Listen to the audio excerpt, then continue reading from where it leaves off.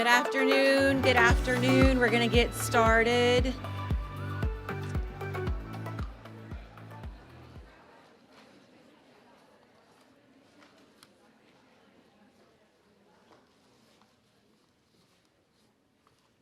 All righty. How are you guys? Good. Well, good afternoon, and welcome to Women Connect on Leadership. I am Sherelle Palmer, a local business owner in Forsyth County and a board member of the Forsyth County Chamber. On behalf of the Chamber, thank you all for joining us today. The Forsyth County Chamber serves as the voice of the business community, championing a strong economic environment and a superior quality of life in Forsyth County. In June, we launched One Forsyth, an initiative formed to position and foster Forsyth County as an inclusive, thriving community for all. This initiative celebrates differences and champions inclusive prosperity for all in Forsyth County. We accomplish this by recognizing various dimensions of diversity within our community, knowing that by embracing them, we amplify our collective voice and leverage our strengths. Additionally, we also launched our Women Connect series that highlights and supports Forsyth County women business leaders. Today's program is focused on leadership, and we are excited to have a panel of strong community leaders joining us today. Before we get started with our program, I want to recognize and thank the businesses making today's event possible, for those of us here in the conference room and everyone online. Our gold sponsor is Eclipse Networks. Row House Coming. Go ahead. Absolutely. Row House Coming has sponsored our beverage station.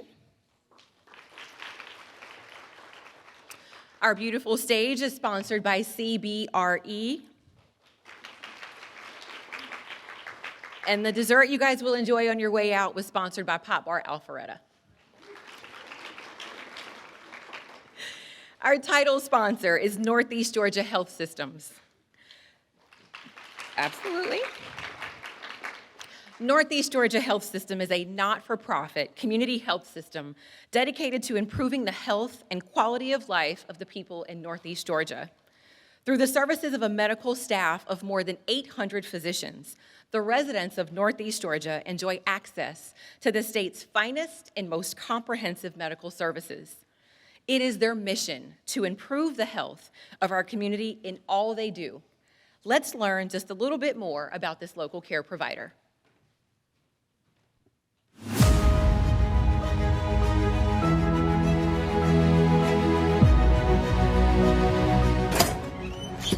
At this hospital in Jacksonville, Florida, cases rose by more than 40% in just one day, breaking its previous record back in January. It was just insane to go from having one COVID patient to having all COVID patients again. And just in the last week, new COVID infections up 47%. The CDC warning this is now a pandemic of the unvaccinated. The average age of a COVID patient inside the hospital right now is 40 years old. I thought the vaccine was a hoax. I regretted not getting the COVID vaccination. The Delta variant has already caused surges in other states, and it's here in Georgia now. We are already seeing positive test results on the rise, just as we did before each of our 3 previous surges. We all remember how it felt during those surges to have to shelter at home, to have our schools, businesses, and restaurants closed, and to miss our families and friends. No one wants to return to that isolation and worry. Thankfully, we have a way to stop it now. If you've been waiting to get the COVID vaccine, now is the time to get it. The teams that developed the shot included a diverse mix of leading scientific minds, and the vaccine has been given to individuals of all ethnicities, races, and backgrounds. We assure you, it is safe for almost everyone. More than 3.7 billion doses have been administered so far. Unfortunately, more than half of our state still isn't vaccinated, and that leaves all of us vulnerable. The vaccine is the weapon we didn't have in the fight before. A lot of people have asked us, what can we do to help healthcare workers? This is what you can do. Get vaccinated. Get vaccinated. you can get vaccinated. If not for you, if not for us, do it for the ones you love. Let's unite and break the cycle of COVID for everyone.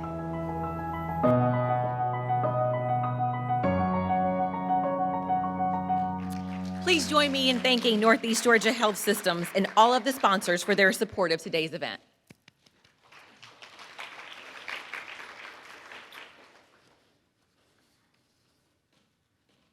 Of course, this happens to me up here, y'all. Y'all just bear with me just a moment. And I practiced this before today, and I told him, I said, this is, got it. Our program moderator for today is Dr. Malika Reed Wilkins. Dr. Wilkins is the Senior Director of the Atlanta Regional Commission's Center for Strategic Relations. She also heads the agency's Diversity, Equity, and Inclusion program. She leads staff in the areas of local government affairs, corporate and community engagement, marketing and communications, and public relations.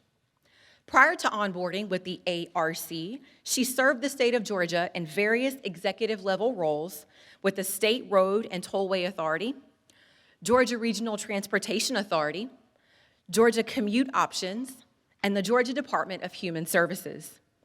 Malika resides in Atlanta with her husband Anthony and daughter Malia. Please join me in welcoming Dr. Malika Reed Wilkins to the stage.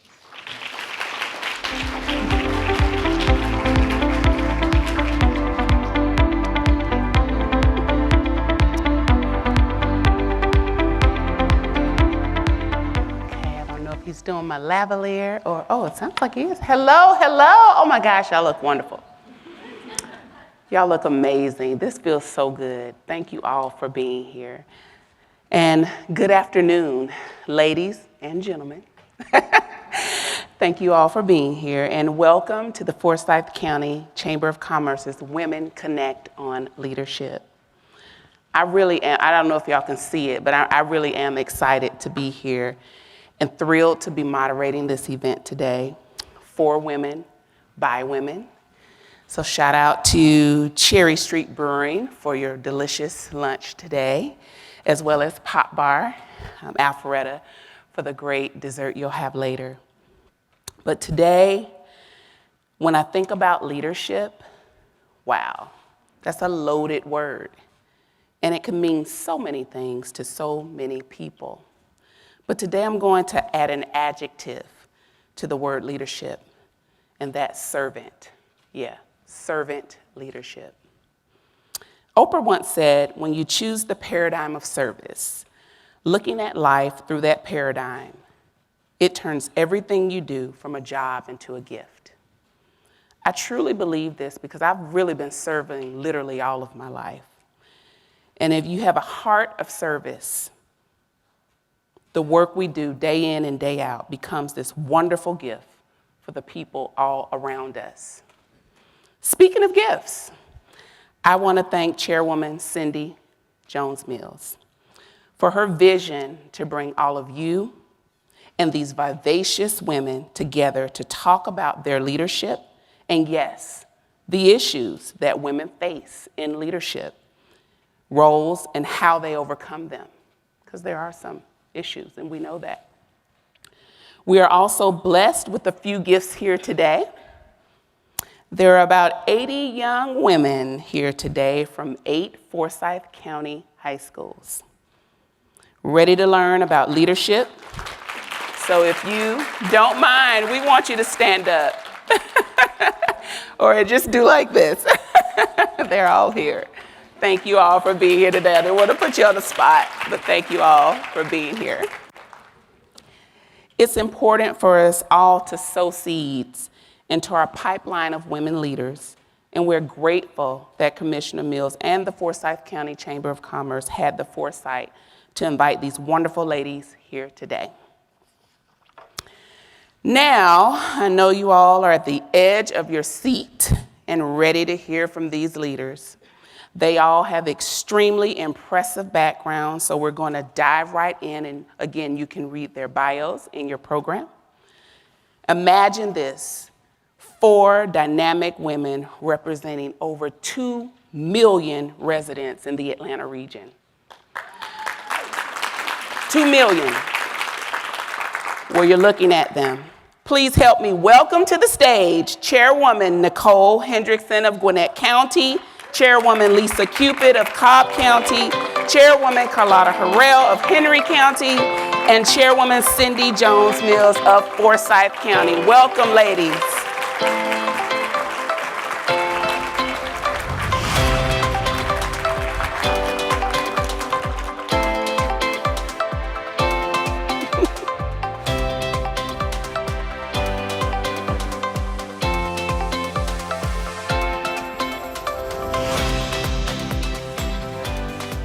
Let's give them another round of applause.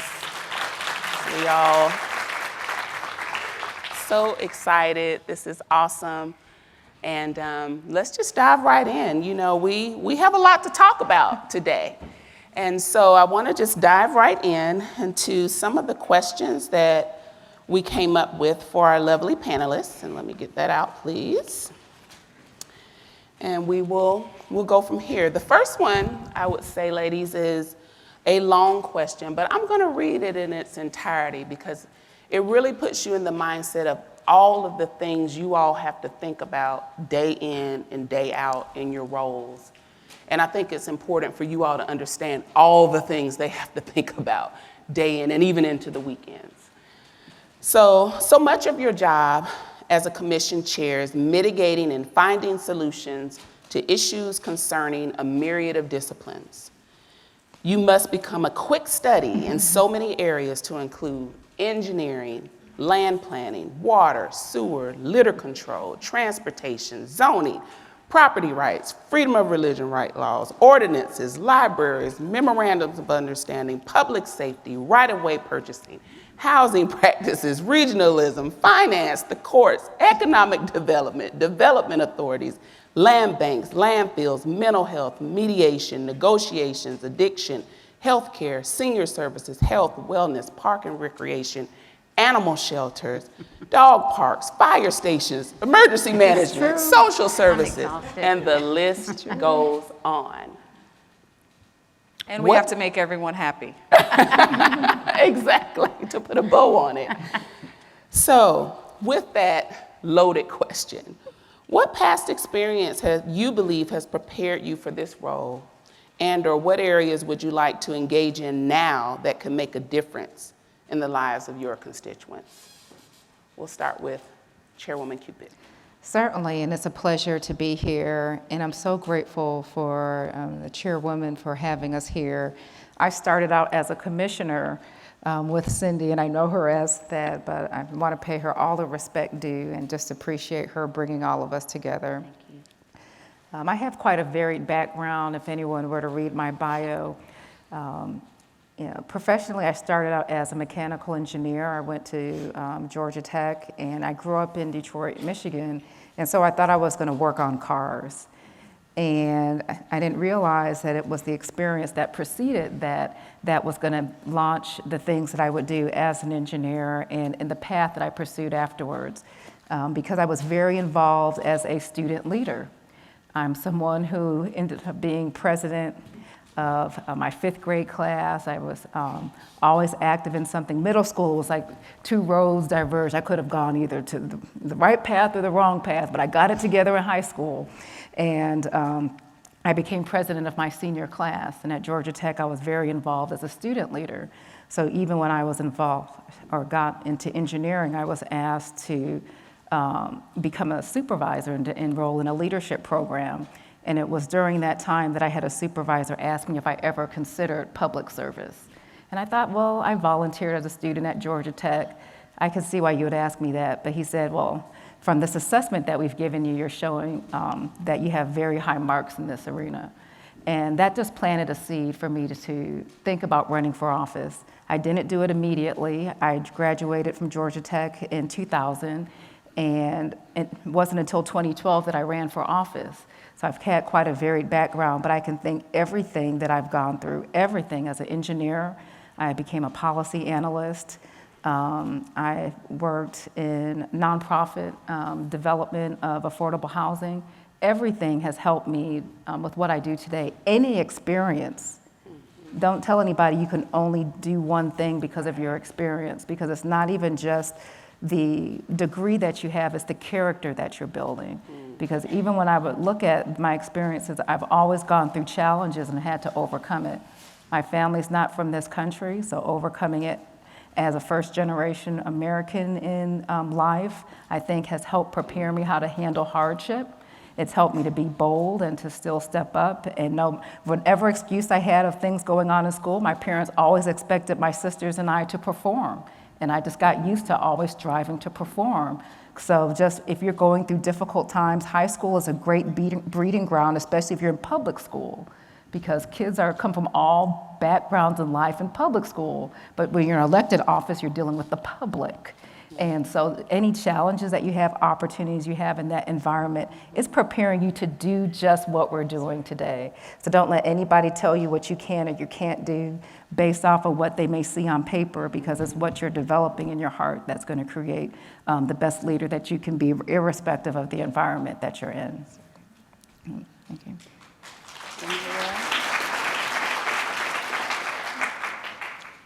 So, like Lisa, my background, I have always been involved in public service. I come from a family where my father was a pastor. So being the daughter of a pastor, it was always about helping others. And in my adult life, you know, I decided that I was going to go into law enforcement, retired from law enforcement after 20 years. But I continued to work in government. And I think that those roles helped prepare me for the position that I'm in today. I mean, it's all about being a servant leader. To be in public office, you are here to serve the citizens of your county and to attend to the needs of the county. And so, growing up, we were always very involved and very engaged in the community, what was going on and helping others. And I think that that kind of prepared me for the role of chair. You know, being in law enforcement, I understand public safety probably better than, you know, a lot of people, because I've actually served in public safety. And so knowing the needs that, you know, our departments, the challenges that they face today as compared to when I was in law enforcement, they are dealing with so many different other things. And so, you know, what I would encourage the young ladies to do is to just make sure that you're engaged in what's going on in your community. Become involved in what's going on in your school. And if you decide whether it's in the political arena or whether you decide to go in business, it prepares you to deal with a very diverse, deal with diversity, as well as being able to handle various situations. And so, you know, I am just excited to be here. Thank you, Cindy, for putting this together. Thank you for coming. Thank you.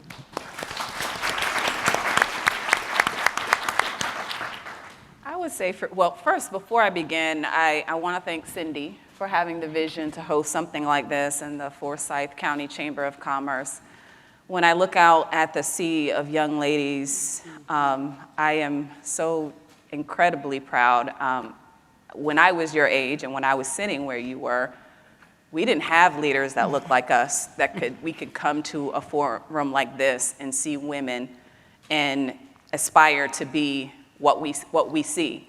And many times when you're growing up, and at least for me, women in different professions were always, it was teachers and nurses and people in a helping profession. We didn't see other women of power in powerful positions and in leadership positions. And so it's humbling for me to be on this stage talking to young women and women in general, because I know that hasn't always been the norm, and it's still not the norm. We're always the exception to the rule. But I come from very humble beginnings, and those who have learned my journey know that I grew up to a single-parent household. I grew up in a single-parent household. I grew up on public assistance.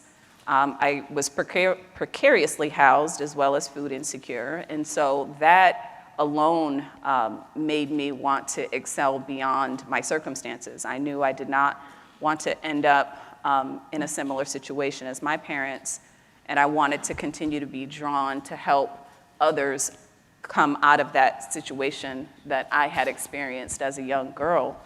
And even in high school, I can remember my counselor encouraging me to go to beauty school. Yeah, and I wanted to own my own daycare center. You know, I had ambitions, and it's a good thing that I did not listen to my guidance counselor. And that is some of the systemic barriers that young women, women in poverty, and women of color face. You are not encouraged to go into higher roles, to excel, and to go into leadership positions. But I was in my degree, I went to the University of Rhode Island and got my degree in human development and psychology. I later went to earn my master's degree in social work because I was just drawn to the helping profession. I was always drawn to social policy. I was always drawn to wanting to address systemic issues. I was always drawn to want to help people or help my community and help those facing challenges and systemic barriers overcome those barriers. And lo and behold, I ended up in Georgia, went to the University of Georgia, and that's what brought me down here, go Dogs. And never would I thought that I would be an elected official, but when the opportunity presented itself, a lot of those around me and my advisor said, you know, we don't need an everyday politician. We need a servant leader. We need somebody who has compassion, somebody who has lived experiences, somebody who understands the voice and can represent the values of the people. And I said, well, then that's my calling, and that's my path, and that's my journey, and I'm gonna go for it. And that's why I'm sitting here today. And I believe that those experiences have helped shape the direction and how I lead. And you don't have to have experience in everything that she listed. I mean, that's animal welfare, I know nothing about animals. Nothing whatsoever. However, being a leader is about having vision. Yes. It's about having vision. And when you're in the right place at the right time and you execute your vision, you will be successful. And you just have to believe in yourself. So.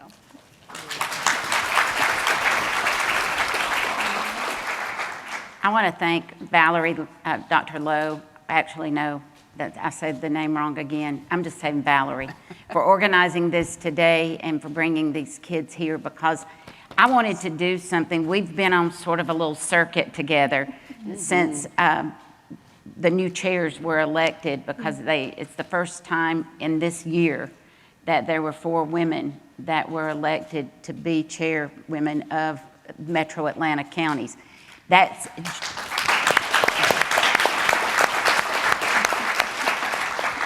growing up here in Forsyth County. I never thought as a young person that we would be Metro Atlanta, or I would be sitting up here on stage saying we're part of.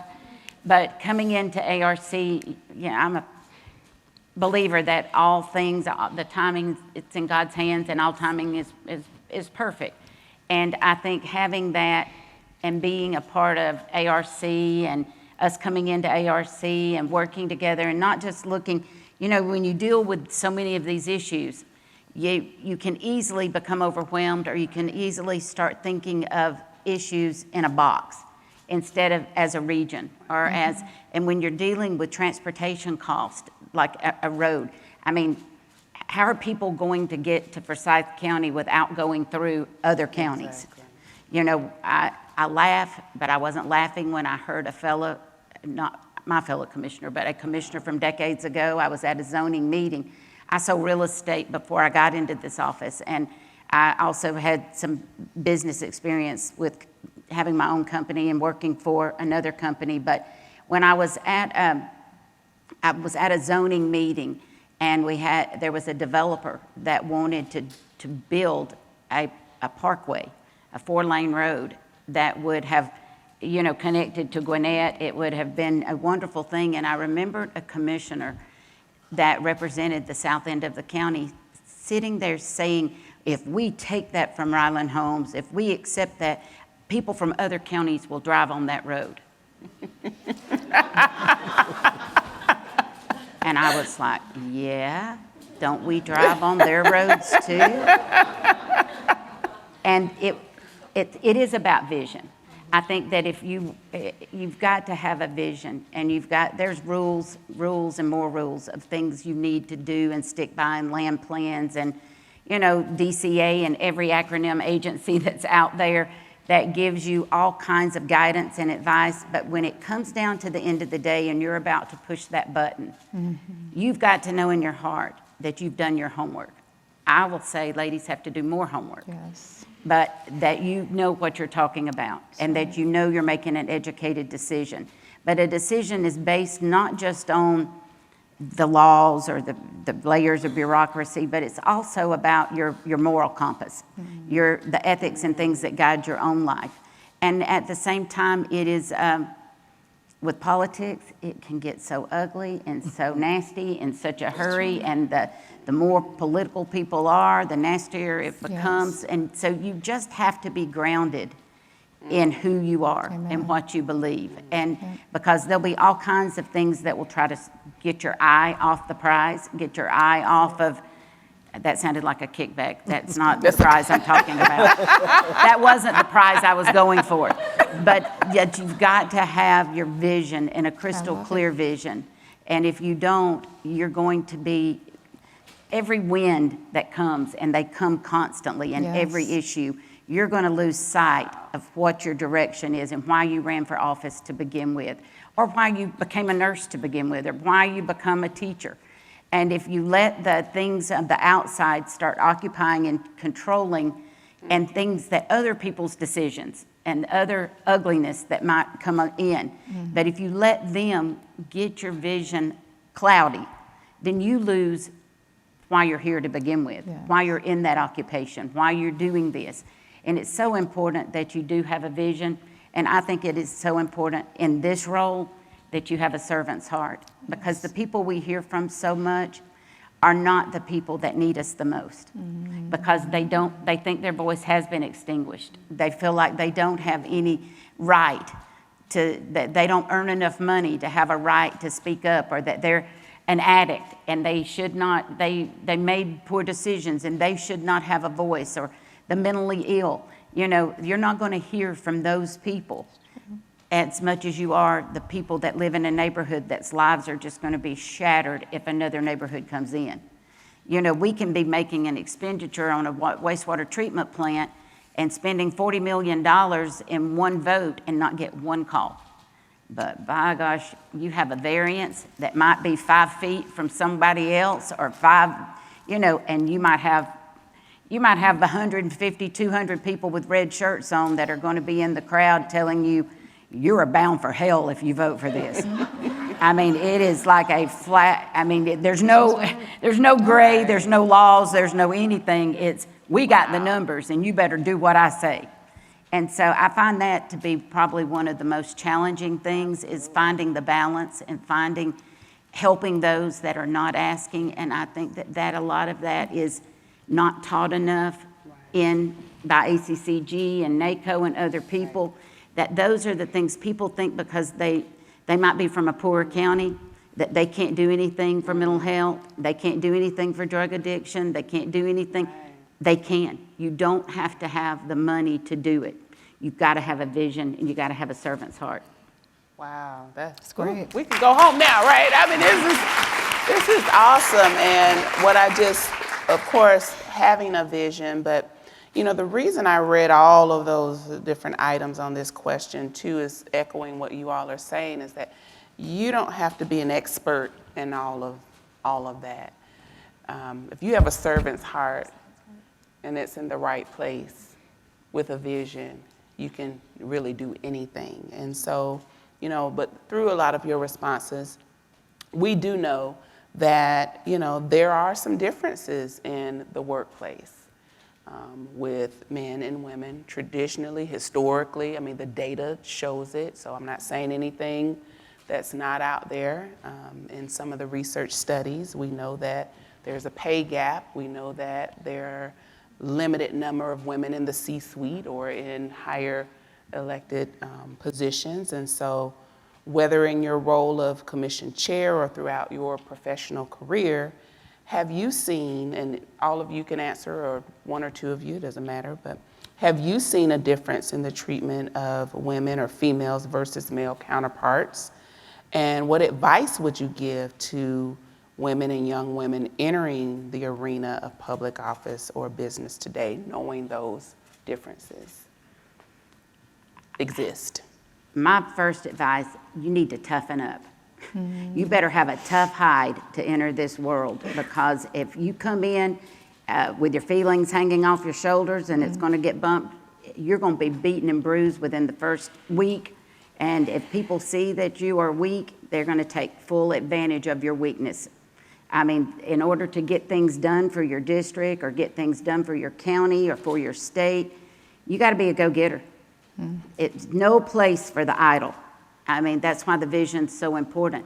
And I'm looking out at our law enforcement that's here today, and I'm so grateful that they're here. But I'm thinking, yes,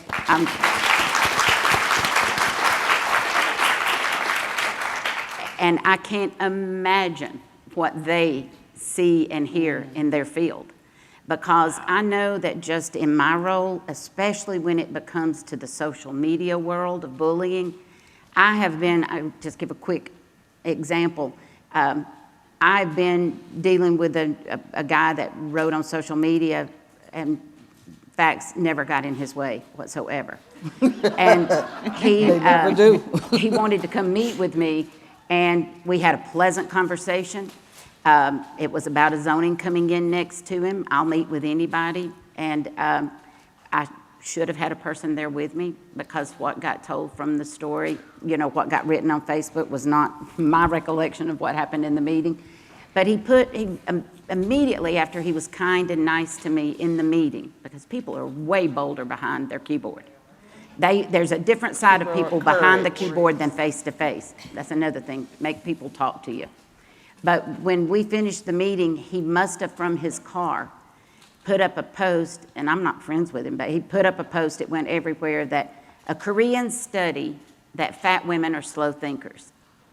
And it was, I'm still heavy, but I've currently lost a good bit of weight, but it probably won't stay, and it'll probably find me again. But he would not have done that to a man. He would not have. I have had people written. I went down to the Andrew Young School when Carolyn Bordeaux was leading that class. I didn't even make the connection until after she got in office that she was the person that was doing it. But she had us sit with graduate students. And when I was telling them some of the things I have been through over zoning decisions, the ethics violations that were hurled at me that were just absolutely ridiculous. One was for getting up during a planning commission meeting and going to the bathroom. I kid you not. It wasn't even my meeting. But they brought in ethics, and each of our counties has different ethics codes. And ours, you don't have to have any justification. You can bring it, and then you go to a panel, which costs taxpayers a lot of money. Lawyers are the only people that benefit. But it was literally, those were things I wasn't prepared.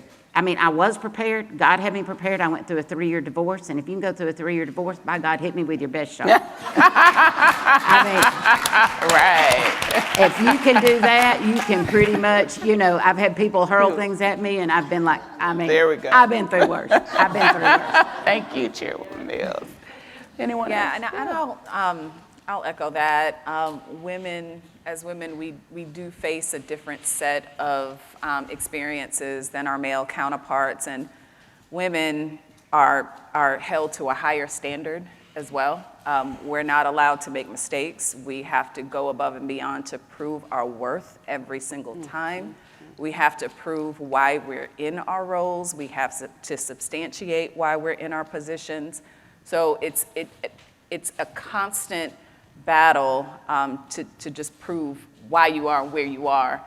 And our male counterparts don't have to experience the same thing. And we're always told as women, take the high road, kill them with kindness, smile. We're told to dress a certain way. We're told to look a certain way. And they downplay our competence and our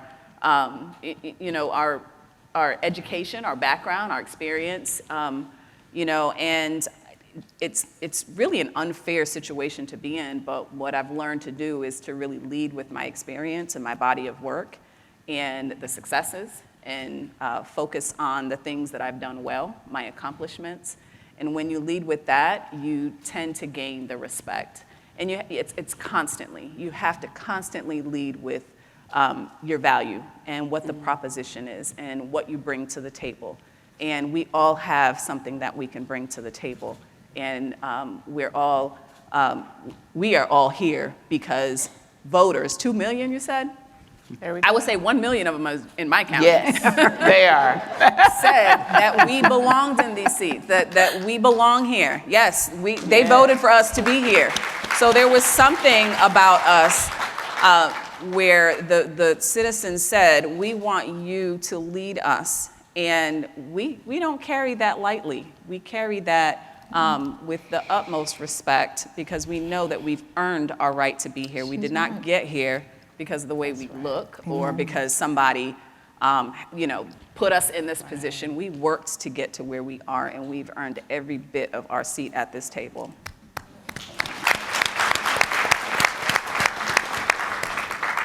And I would just like to say, I echo what Nicole and Cindy both say. I chose roles that are mostly male-oriented. Going into law enforcement at the age of 20 back in the 1980s, I had male officers that told me that women shouldn't be in law enforcement. And then especially being a woman of color. I was the first female lieutenant that was promoted in Henry County back during the time when I was policing. And they made things so difficult in that role, but it just made me stronger. Mm-hmm. It made me want to prove them wrong.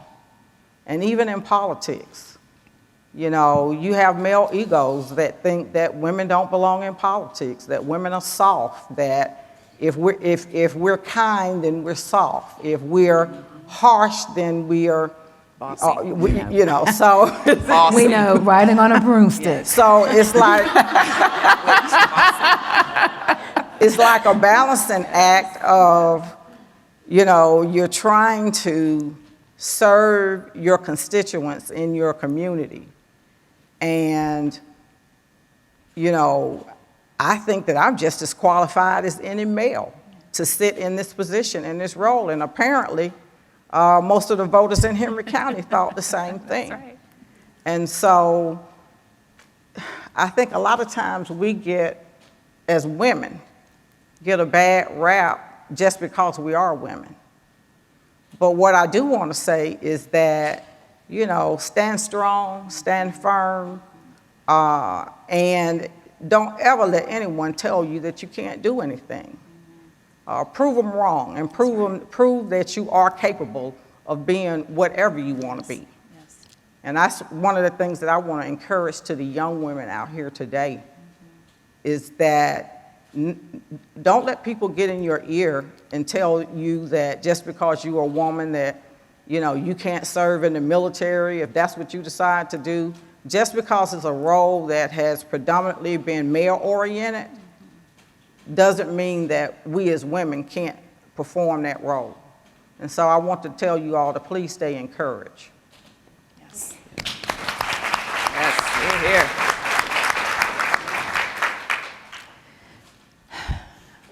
I'm sitting here feeling so much by your responses because we carry so much by the perception that people do hurl upon us every day. I've just come to the thought that I don't even have the time for it. And it took me a while to get to that point. I don't even have the time for it. And again, it gets back to think how I was raised. My parents never let my sisters and I have an excuse. So therefore, I'm not going to let someone's opinion about me become my excuse for why I can't do what I'm set out to do. And I think it's very important to understand that if you are in the room, you're supposed to be there. I don't care what anybody has to say. You're there, you're supposed to be there. You're at the table, you're supposed to be there. You've been given the mic, you're supposed to speak there. And you don't have to qualify yourself to anyone. I've been in so many rooms where people disqualify you simply based off of appearance. But I think it's important to know, as Chairwoman Hendrickson said, your worth. I personally don't feel like I need to tell anybody how many degrees I have. I don't need to tell anybody what I've done. I just know simply by being there, I'm supposed to be there. And I think it's all of us, we're shaped differently, but just have the quiet confidence of who you are, and that will take you very far. Because one thing I can share with you that it was a mistake I made when I first started working is I thought I had to assert myself a certain way to command a certain level of respect. In about a week or two of doing this, I realized everybody else here is being themselves. Why can't I be myself? Exactly. Yes. And I started to just humble myself and learn to take whatever is for me is going to be for me. And maybe I don't assert myself as well as Joe may, a couple of cubicles down there, or may not walk a certain way or have my project together a certain way, but I've learned over time to just be comfortable with the fact that I'm there and I'm there for a purpose and I'm there for a reason. And I don't need to overqualify, over-assert myself in anything. Well, overqualified, I don't need to do it. I don't need to do it, but I do it. And here's the painful reality. Sometimes you work so hard to convince yourself that you're where you need to be. But after you start convincing yourself, you realize sometimes you do have to help convince others. And if anything for me, I've learned the only thing that I can do to convince others is my competence. If I know something, if I study it, then there's really nothing that somebody can take away from the fact of a matter. And so I am one that will research something to death. I will prepare for my meetings to death just because I don't want someone's perception that I may not know to become a hurdle for me getting things done. And it's a weary road for us women. I'm not saying it's right. It's a weary road to have to constantly show up and feel like you have to be overqualified. Oh, and you have children too that you're taking care of. Oh, yes. Oh, yes. I have two boys, and I had them when I ran for office. My kids were 1 and 3. Sometimes I felt like I walked in the room, I gave myself an applause. Nobody had to give it to me. You have to get it. Yes. But when you know what you know, they had I'm kind of dating myself. They used to have those Army commercials. People in the Army do more before 5 a.m. than people do all day. That's how I felt as a mom. So how dare you tell me what I can't do? Do you know what I did before I even walked in the room? Do you know how many other people than myself I had to get ready? So it's just, to me, I don't know. I wish I had the perfect answer. I don't. I'm loving what these women are saying, and I'm feeling so much about it. But I just think it's a great place when you learn to have confidence for yourself. Because that's what I think people try to beat out of you the most, that for some reason you can't be confident in who you are. And the only thing other than faith, thank the Lord. I thank God for everything, knowing who I am in Him. But that also has to get to my competence, because I know I've learned it. Whatever you do to learn about who you are and what you need to have at the table, let that console you that you are enough. And it'll shine through, even when other people are posturing You'll shine through. Thank you. I think we have time for a couple more questions. Oh my goodness, but are y'all feeling good? I am. This has been so authentic and sincere. I feel it. I just feel it all through the room. So thank you so much. We're gonna switch gears just a bit and talk about your communities and what some of the things that you're doing. We know the recent census shows that a lot of your communities are changing, they're evolving, they're becoming more diverse. What are some of the ways you're addressing these changing dynamics and engaging your communities? I'll start with you, Chairwoman Hendrickson. So Gwinnett County is the second most populous county in the state of Georgia. It is also the most diverse county in the state of Georgia. And I came into this role having served under my predecessor, Charlotte Nash, who was the former chair of the county. And she has actually laid a strong foundation of which to build from. And there were a lot of things that the county has done exceptionally well, to include things like our infrastructure, public safety, water resources. We have award-winning parks. There are things that we do exceptionally well. However, in the county's 200-year history, we have not always achieved perfection, especially when it comes to addressing some of the disparate impacts to minorities and communities of color. The pandemic has exacerbated a lot of the challenges faced by communities of color, poverty, homelessness, food insecurity. We have a large transit-dependent community. We have a large immigrant community. Of our 1 million residents, 240,000 of them are immigrants and speak a second language other than English. And English is not their primary language. So we have that barrier as well with language disparities. And so the board, the board that I've been working, my board, the two of us came in elected together with the two that were already existing. So the 5 of us have jointly developed new vision, mission, value statements that reflect the present county that we are today, that reflects inclusion, and I heard our opening speaker talk about inclusion and equity and diversity, and our new mission statement is founded on that principle that we want to ensure that everyone in our community has the opportunity to thrive, but we still want to be that premier destination because we know we are a world-class community with dynamic services.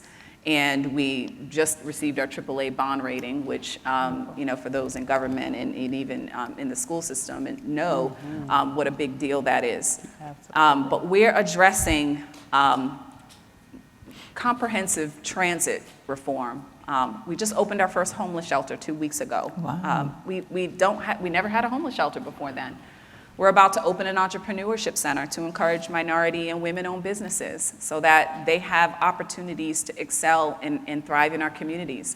We're about to launch an equity initiative and an equity study, create a plan so that we can address policy, service delivery, programs, services, and that they're equitably distributed across our county. I came in the midst of a pandemic, and so I've had to lead an entire vaccine rollout for our county and make sure that we were addressing the communities that had a disparate impact with even accessing vaccines. So there were just a lot of challenges that having to come in and address, but having the eye, because of the lived experiences and because of the work that I've done prior to coming into office, gave me the tools and even the foresight to understand that we have to re-emphasize our focus in the areas where we lacked, in the areas where we haven't always done so well. And so my priorities have always been around making sure that we address the systemic challenges that have impacted our communities of color. And where we can do that and still continue to maintain a AAA bond rating and still be the preferred community that everyone is drawn to, whether you're a young professional or a business or a family looking to establish and establish your life and your career.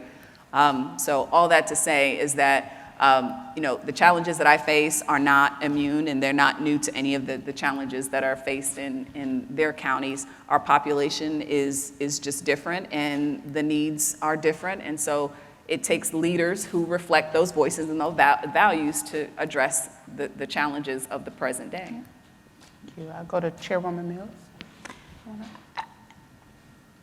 I'm 59.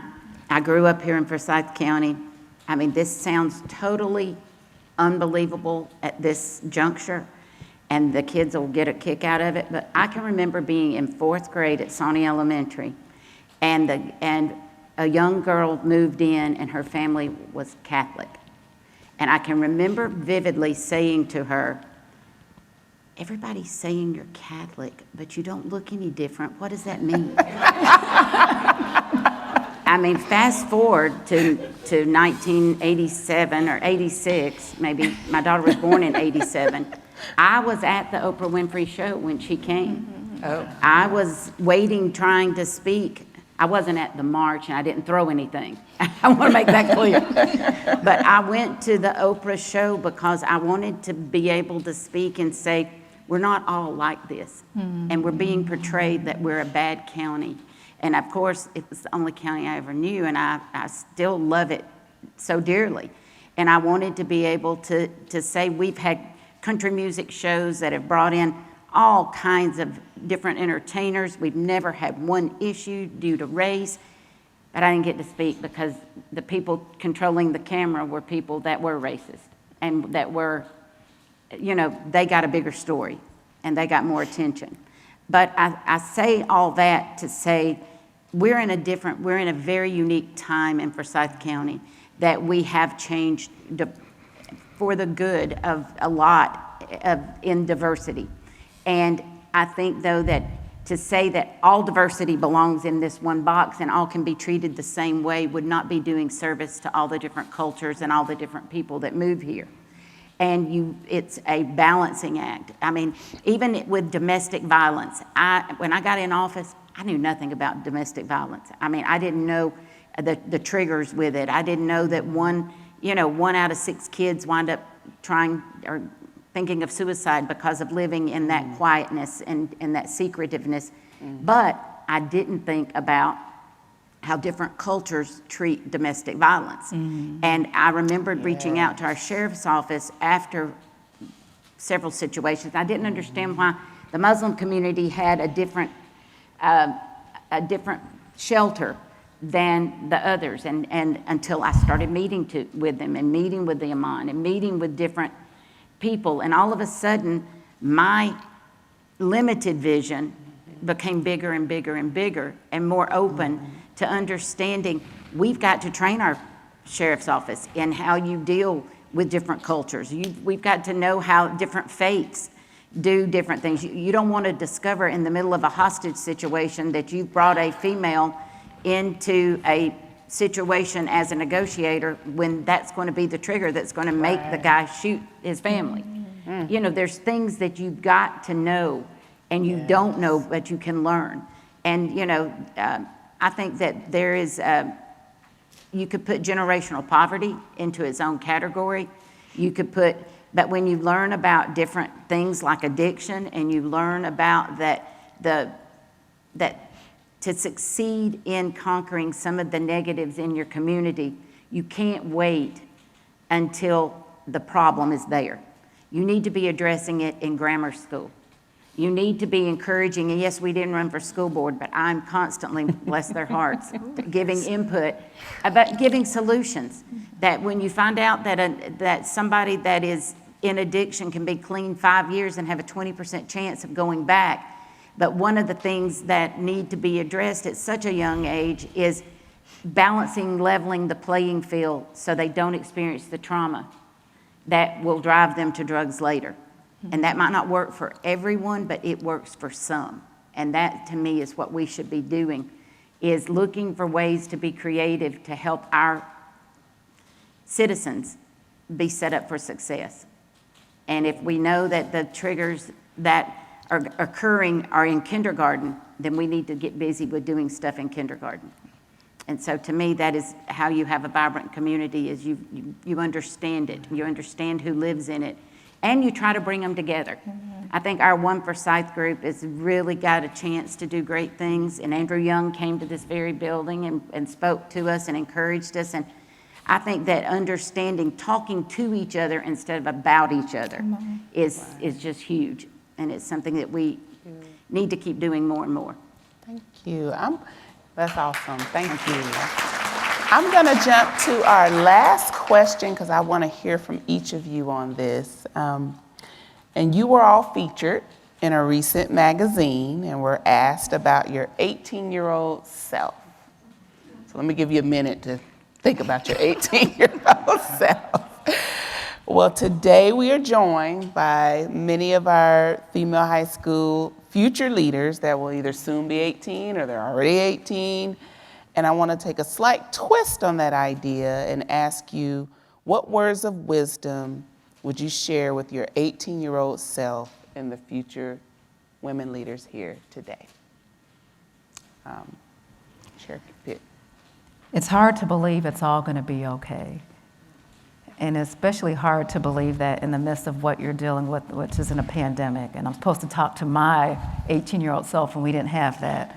But it's hard to believe sometimes everything is going to be okay and that every experience will actually be there to benefit you and to help you. And I just want to encourage you to know that for the good. Let the good encourage you, but don't let that be your barrier, because you're there to surpass your good. If the good things you've done are what you always use to buoy you into a situation, sometimes you cap yourself from even being better than that. But sometimes with our negative experiences, we allow that to hinder us, not realizing that those things can be the very thing that propels you into doing things even greater than the great things that you've done. So just you have the world ahead of you. You have so many people that care about you because you're in the room and they helped you to be here today. You're loved, you're supported, and there are great things that are already in store for you. I'm going to repeat just one thing that I've had from a mentor that I listen to often, and he shared that the seed is already in you. Like there's not something beyond you that you need to accomplish. What is meant for you is already in you. You're just spending your life discovering what that is. So the things that are already meant for you, nobody can take away from that. And this life gives you opportunity every day to add to who you are and what you are. And this life is a beautiful thing, even though sometimes it may not seem that way. And I know you guys are going to accomplish great things because you're going through great things now. And when you go through great things, it just prepares you for even better things on the other side. Thank you. Chair Harrell.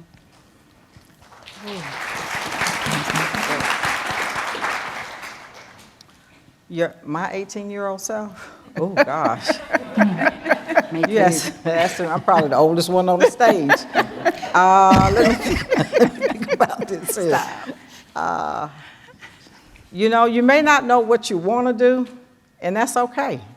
Because at 18, a lot of us didn't know what we wanted to do.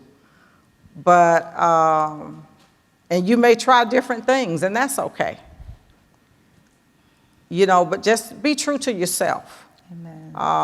That's what I want to encourage each of you all, to be true to yourself. Follow your dreams, and you can accomplish anything that you want to accomplish if you set your mind to it.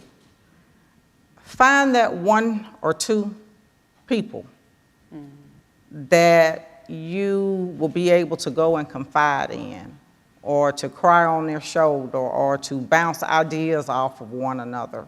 Find that one, you know, I've got a couple of friends that, you know, even in today, that I can go to, and these ladies here on the stage, we're always in communication with one another. And I guess because we all came in together, we automatically develop that bond with one another. And we're constantly texting one another, bouncing ideas off of one another. So it's good to have those types of relationships. And, you know, again, just, you know, and I think all of us up here will continue to tell you to just stay focused, don't be distracted, and whatever it is that you want to accomplish, I know that you all will be able to do it, because if you all survive this pandemic, you all can survive anything. And I wish each and every one of you all the best of luck in whatever your endeavors are. Thank you.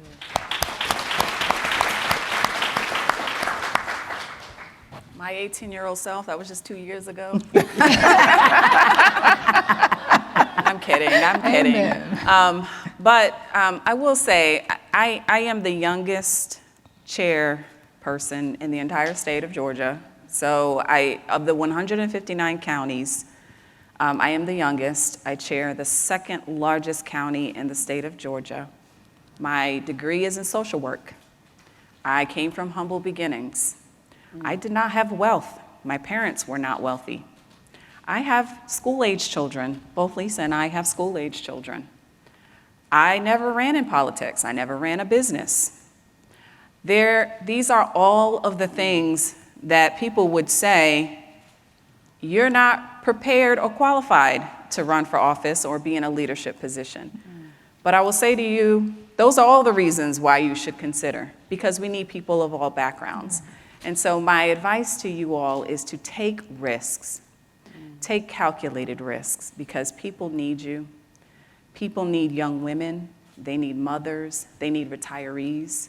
They need people of all backgrounds, all faiths, And it's important that with your lived experience that you excel to the top, because the more women that achieve higher status in their careers, it just normalizes the playing field. And right now, women in politics are stigmatized. You don't see us enough. You don't see women in leadership positions enough, because women are not taking those risks. And so I will tell you, to the young ladies, to please dare to dream, take those risks. You are enough. What you bring to the table is enough. You are worth it, and we need you. And just know, we all have your back.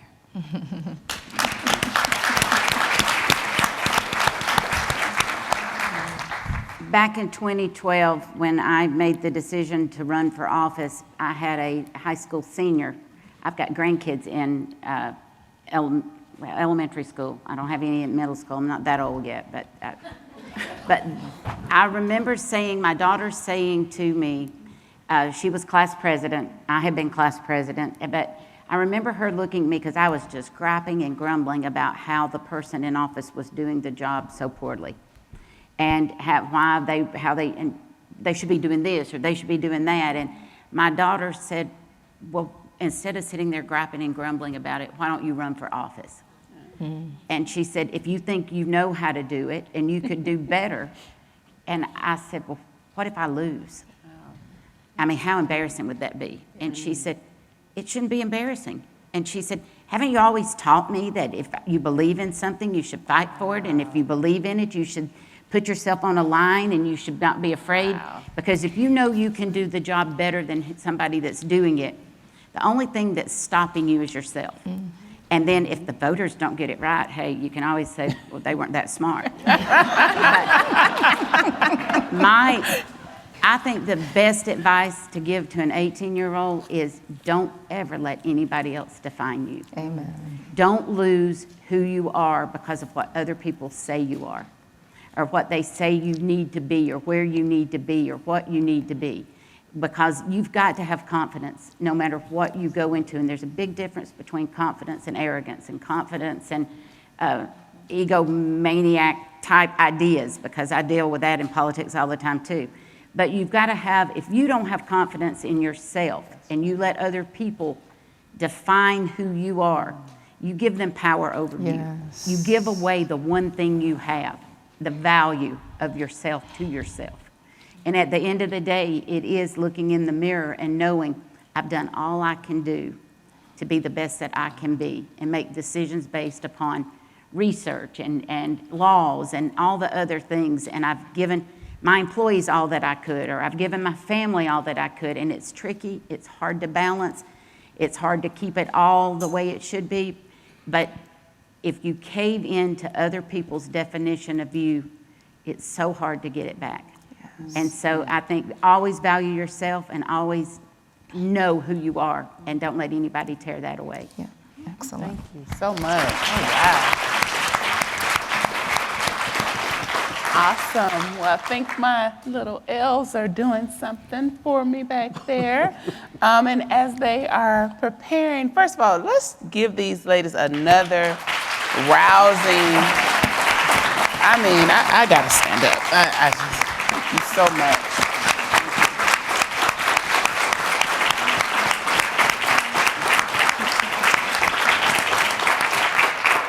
I mean, they crossed the T's and dotted the I's today. I mean, thank you all. I am so full. And so, you know, some of you may know that these 4 women made the cover of Engineering Georgia's magazine earlier this year. Yes, give it up. I am also an editorial board member of that magazine. I have been for about 5 years, and this was by far the most talked about women's edition since we even began this journey. I'm telling you. And it's still being talked about. And so, I would be remiss if I didn't just read a little plug about Engineering Georgia, but Engineering Georgia magazine is the official magazine of Georgia's engineering community with a circulation of more than 10,000 people across the state of Georgia. It's published by ACEC Georgia, the trade association that represents Georgia's engineering companies. And those companies are responsible for designing and building an infrastructure that allows us to live, work, and play. But with that said, the Forsyth County Chamber would like to honor each of these women with a framed copy of the cover. So, each one. That's so thoughtful. Thank you.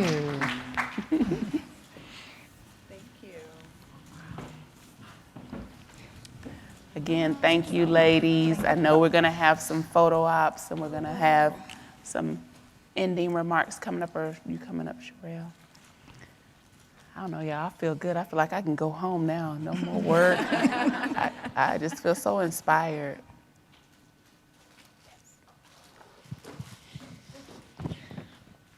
All righty, thank you again, Chairwoman, and thank you, Dr. Wilkins, for leading such an amazing discussion. I'll tell you guys, I didn't know what today was going to be about. You know, you get busy, you get into your calendar, you're like, yep, I'll be there, and I'm sitting here, and I'm like, this is dynamic. I should have brought my daughter. I've got a sophomore in high school, and I just want to personally express to you guys, we live in Gwinnett, voted, absolutely. Commissioner Mills, like just hearing from you ladies was remarkable. And I think I'm 40, so I'm not 18 anymore, but the message always lands well. And I want you guys to know that some days are good, some days are bad. You keep moving. And Commissioner Mills, her daughter says, what if you lose, but what if you win? That's what I was thinking. And so I want you guys to win and believe in yourself. It took me too long to get to this point. And you guys are getting it right. Your generation is getting it right. I look at my daughter and I'm like, girl, you got it. You are dynamic. The things that you guys think and the things that you guys say and the stuff you just don't stand for. It was different for us. And we dealt with things that we should not have. So that was not a part of today, but I just want you ladies to know how it landed on me. And I really appreciate that. Now we've got raffle prizes. Absolutely. So on your tables, blue tickets and yellow tickets. Yes, grab those. If the person sitting next to you is not here, grab theirs too. All right, so we've got 3 prizes for those of you with blue tickets. We've got 2 prizes for those of you with yellow tickets. Our first prize is a Cherry Street Brewing gift bag. All right, here we go. I never win these things, so it's interesting to be pulling. All right, ticket number 395722. No? 395722. All righty. And you guys will pick these up on the way out. I'm actually going to give you that winner. That way you can show your match. So you're going to pick all of your prizes up on the way out. Our second prize is a foursome of golf at the Chambers Golf event on September 13th. All right? Female champion. Here we go. 395753. Awesome. I've got your match. 395. Third prize is a Halcyon gift basket valued at $250. If you have not been to Halcyon, my business may or may not be there. Visit. It's lots of small businesses there. $250 gift basket. 395730. All right, that's all right. Next, we've got 395757.